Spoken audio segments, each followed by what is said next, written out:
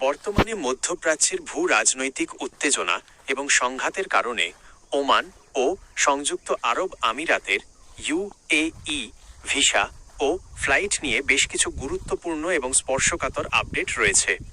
2026 সালের মার্চ মাসের বর্তমান পরিস্থিতির আলোকে বিস্তারিত নিচে দেওয়া হলো। সংযুক্ত আরব আমিরাত হামলা ও নিরাপত্তা সতর্কতা।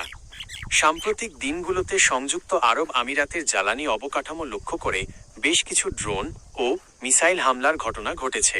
তেল শোধনাগারে হামলা, আবুধাবির রুয়াইস এবং ওমান উপসাগর সংলগ্ন ফুজাইরা তেল শোধনাগার কমপ্লেক্সে ড্রোন হামলার খবর পাওয়া গেছে। নিরাপত্তার স্বার্থে রুয়াইস রিফাইনারি সাময়িকভাবে কার্যক্রম বন্ধ রেখেছে।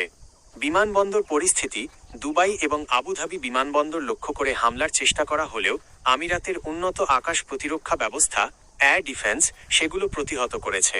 তবে ইন্টারসেপশনের সময় বিস্ফোরণের শব্দে আতঙ্ক ছড়িয়ে পড়ে।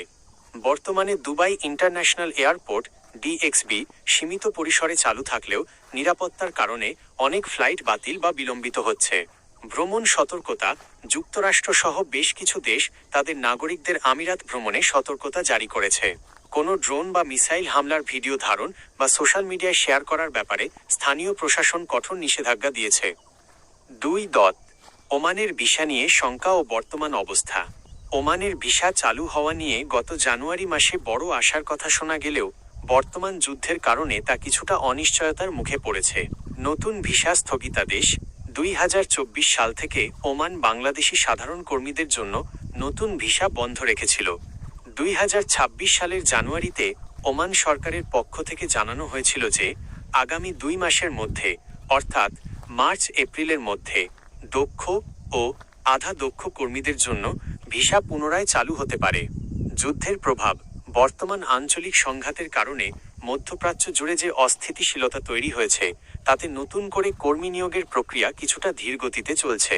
তবে ওমান সরকার এখনও আনুষ্ঠানিকভাবে ভিসা চালুর ঘোষণা বাতিল করেনি। আটকে পড়া প্রবাসীদের জন্য সুখবর।